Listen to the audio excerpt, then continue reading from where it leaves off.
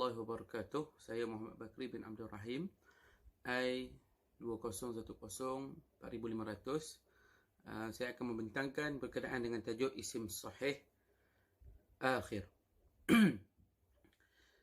Isim ini, isim sahih akhir, terbahagi kepada dua bahagian, iaitu sahih akhir dan juga asyibhu bis sahih. Baik. Untuk sahih ataupun isim sahih akhir, iaitu isim yang boleh berubah dan tidak menerima pada huruf akhirnya, iaitu huruf illah ataupun huruf alif mamdudah, dan iaitu seperti juga tidaklah dia padanya, iaitu maksur, mangkus dan juga mamdud, seperti huruf alif waw ya, ataupun alif dan juga ya tanpa titik bagi maksur, mangkus bagi huruf ya, dan mamdud bagi huruf alif dan juga hamzah. Seperti contoh di dalam slide kita ini, iaitu isim sahih akhir, iaitu rajulun, sajaratun, hisanun dan juga kitabun, iaitu baris di hujungnya boleh berubah-ubah mengikut apa yang datang pada sebelumnya. Baik, itu pada isim sahih akhir.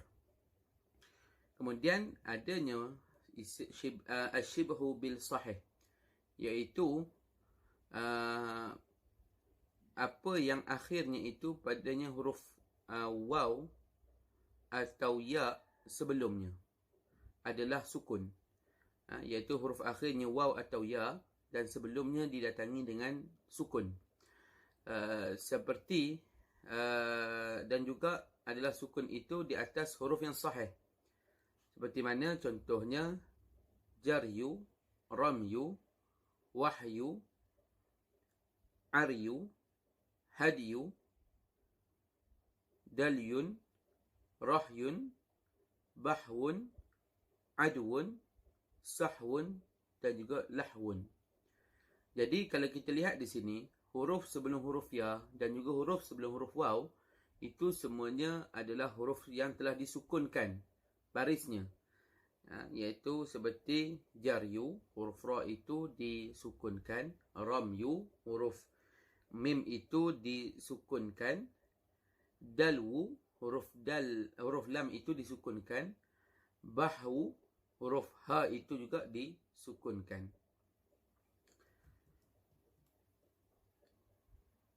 Ataupun huruf ini juga ataupun sukun di atas huruf illah, dan juga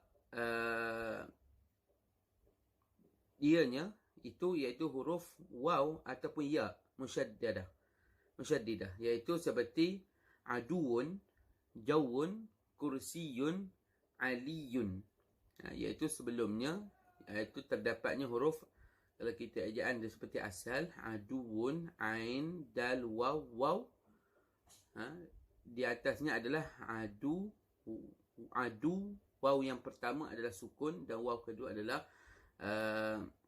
dhammah, maka dijadikan aduun dengan dimasukkan dengan huruf syaddah. Maka ini juga adalah termasuk daripada asyibhu bis sahih.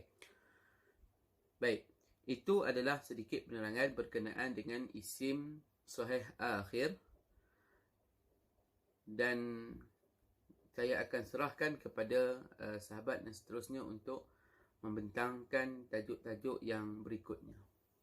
Assalamualaikum warahmatullahi wabarakatuh. Ismi Norizatu Ilya binti Ilyas. Nombor metri I1920383. Taib.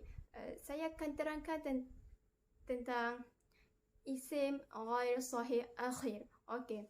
Isim ghair sahih akhir ni bermaksud yang kasimu isim mu'tal akhir ataupun ghair sahih akhir ila thalatha aqsam. Maksur, wa mangkus, wa mamdud. Okey, maksudnya kat sini isim ghair sahih akhir ni ataupun dikenali sebagai isim mu'tal akhir ni terbagi kepada tiga bahagian, iaitu maksur, mangkus dan mamdud. Okey, seterusnya isim غير صحيح آخر ينقسم إلى 3 أقسام. Yang pertama isim maksur, mamdud, mangkus. Okey. Maksudnya kat sini isim ghair sahih akhir ni terbahagi kepada 3 bahagian, iaitu maksur, mangkus ataupun mamdud lah. Okey.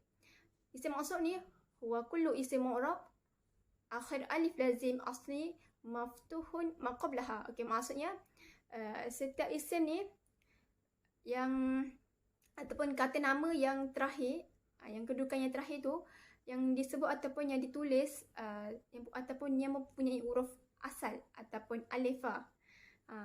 Okey.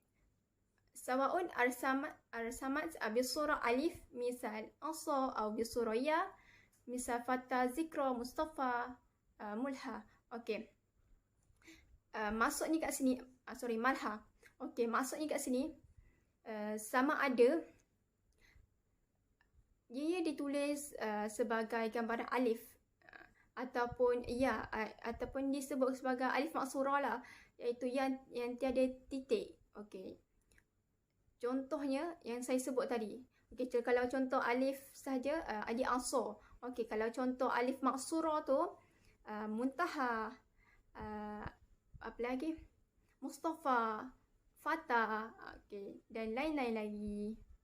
Okey, yang seterusnya ialah wa taqaddara ala akhir isim maksur harakat i'rab salasa dhamma fathah kasrah. Okey, maksudnya kadar harakat untuk isim maksur ni ada 3. Okey, yang iaitu baris dia lah, iaitu dhamma, fathah dan kasrah. Okey, contohnya ja'al fata. Okey, dia punya i'rab ni fa'il marfu' bi dhamma muqaddara ala alif li ta'zir. Okey, yang kedua ra'aitul fata. Okey, dia punya i'rab dia pula maf'ulun bih mansub bi fathah muqaddara ala alif li ta'zir.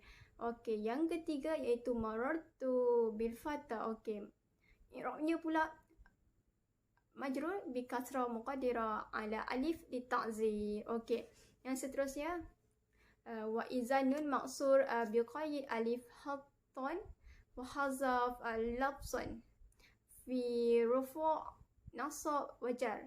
Okey, maksudnya kat sini nun maksur ni, okey, maksudnya kat sini alif ni ditulis tapi kita sebut tu sebagai nun lah, tanwin, lebih kurang macam tu. Okey, akan tetapi dia punya lafaz tu dibuang dalam 3 keadaan, iaitu rufu', mansub dan jar. Okey, contohnya ja'a fatan. Okey, dia lebih kurang yang atas tadi dia punya i'rab lah. Okey, yang kedua ra'aitu fatan. Dia punya tan tu kan biasa kan kita sebut ra'aitu fata. Kali ni kita sebut ra'aitu fatan. Okey, yang terakhir marartu bi fatan. Okey, itu saja daripada saya.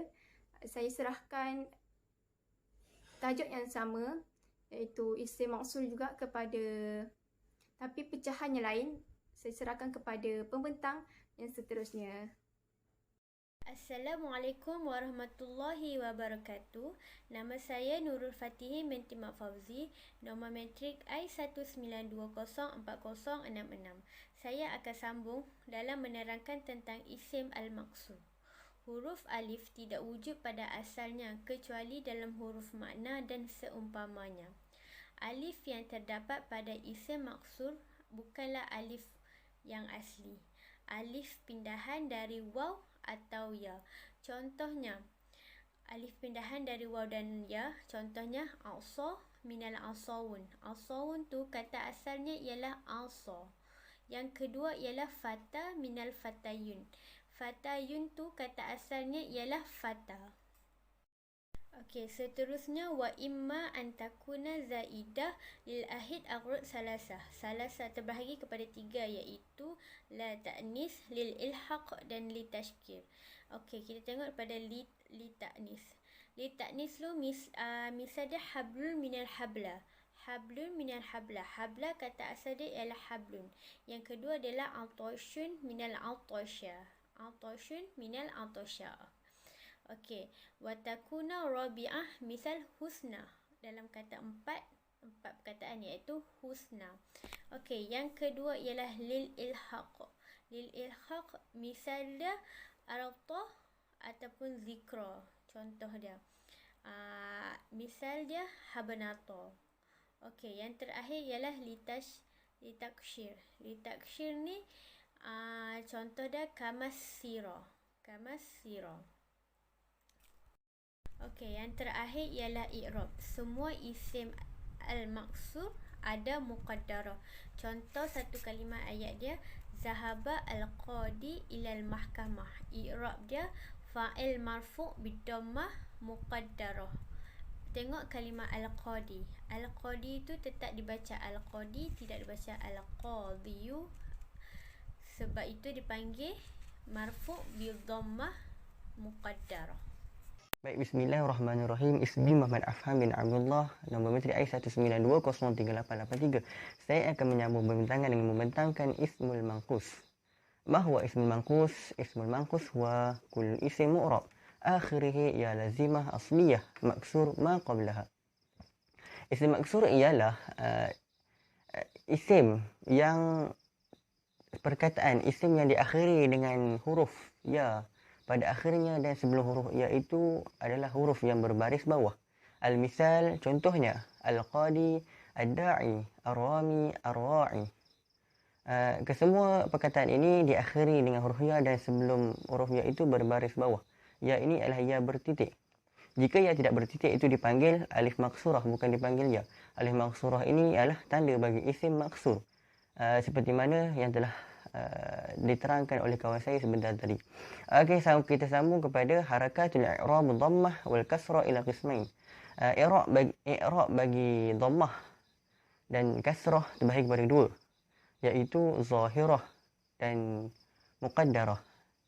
Kita tengok kepada contoh yang pertama ad-dhammah. Al-misal hakamal qadiyun bil adli. Hakamal qadiyun bil adli. Dia punya kalimah dia adalah qadiyun. I'rab dia macam mana? Fa'il marfu' bil dhammah zahirah. Kenapa ia ditambah zahirah di belakangnya? Ialah kerana ia jelas menunjukkan ada ya di belakang dan berbaris hadapan. Jika muqaddarah ini dia dibuangnya ya, seperti contoh al-misal hakamal qadin bil adli. Hakamal qadin bil adli, perkataannya adalah qadin. Kenapa tidak ada ya? Kerana sebab itulah dipanggil muqaddarah, iaitu al-ya mahdzufah lil thaqal. Ya ini dimahdzufkan, dibuang kerana orang Arab susah. Kerana orang Arab susah untuk menyebutnya. Kalau kata ada, dia jadi qadiyun. Yun tu susah untuk orang Arab sebut, jadi mereka membuangnya dan jadi qadin bil adl. I'rab dia sama seperti zahirah tadi, cuma ditambah belakangnya iaitu fa'il marfu' bil dhammah muqaddarah. Muqaddarah ini apa? Kadaran yang menunjukkan bahawa benda tu ada tapi dibuang, tapi dipanggil kadaran. Maksudnya kita anggap macam benda tu ada. Manakala i'rab bagi kasrah pula, al-misal ra'aitu ilal qadiyin. Qadiyin itu adalah perkataannya. Yang kedua, i'rab ni ialah maf'ulun bih majrur bil kasrah zahirah. Ditambah zahirah seperti mana dhammah tadi kerana ia zahir. Terdapatnya alif, terdapatnya ya di situ. Manakala muqaddarah pula ialah al-misal ra'aitu ila qadin. Perkataan ini ialah qadin. I'rab dia sama, maf'ulun bih majrur bil kasrah muqaddarah.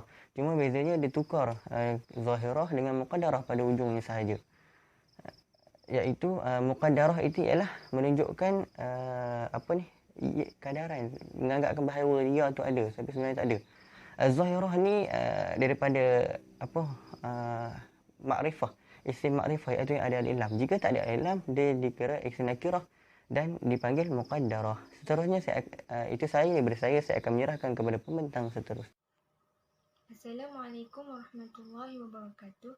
Saya Siti Atira binti Muhammad Saini, nombor matrik I192038850. Saya akan meneruskan penerangan mengenai isim manqus. Saya teruskan dengan watul haru al-fathah li khafatiha. Tanda nasab isim manqus yang adanya alif lam ataupun menjadi mudhaf adalah nasab dan harakat zahir. Contohnya qabiltu al-qadiyah dan hadastu al-muhamiyah. Qabiltu dan hadastu di'arabkan sebagai maf'ulun bih, manakala al-qadiyah dan al-muhamiyah di'arabkan sebagai mansub bil fathah az-zahirah. Akhir sekali, wa idza lam yakun al-ismu al-manqus ma'rifan balu tuhzafu ya'uhu fi halati rafu' wal jar wa tusbitu fi halati nasab. Apabila isim manqus tidak beralif lam, yakni nakirah bertanwin, maka huruf ya ketika dalam keadaan rafu' dan jar haruslah dibuang. Contohnya pada perkataan ja'a qadin. Qadin asalnya dari perkataan al-qadiyu. Namun apabila isim manqusnya tidak beralif lam, maka ia haruslah ditukarkan kepada nakirah bertanwin, yakni qadin. Sekian dari saya serahkan kepada pembentang yang seterusnya. Assalamualaikum warahmatullahi wabarakatuh. Saya akan teruskan pembentangan tentang isim mamdud. Saya Nur Hidayati binti Syamsul Bahrom, I181030027. Okey, isim mamdud.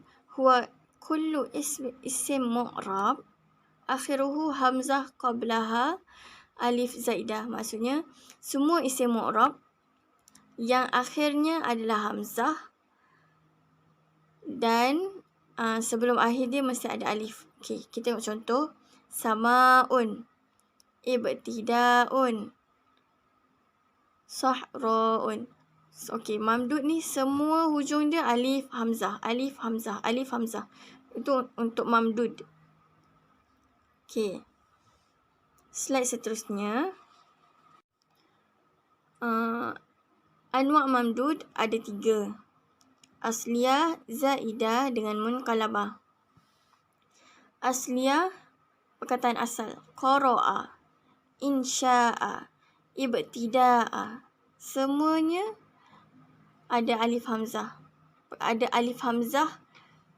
Isim yang ada alif hamzah itu isim mamdud asliyah.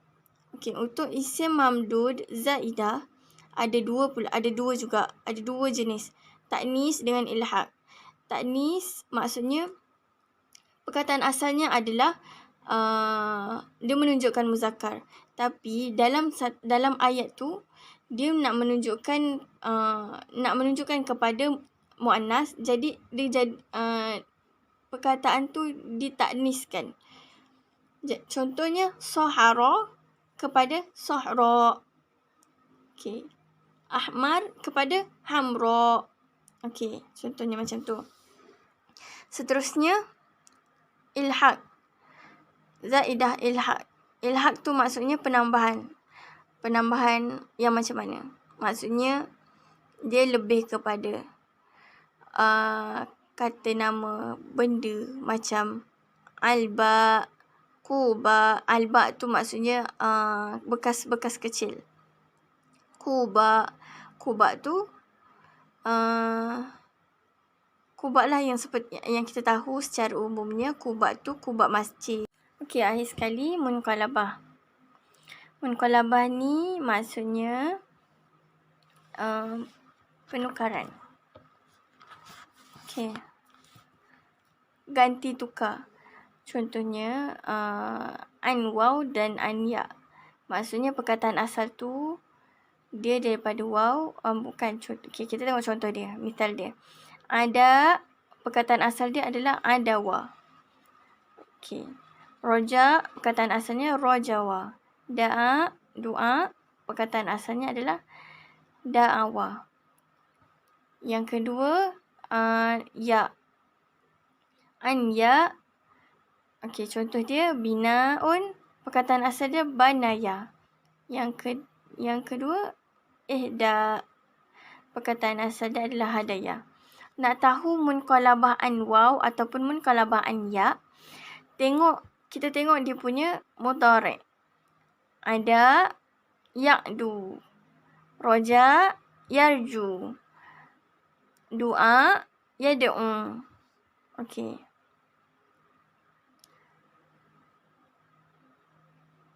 Sama juga macam ya, an ya ni bana'a, bina kepada mudhari'. Bina yabni. Ihda yahdi. Macam tu. Terima kasih.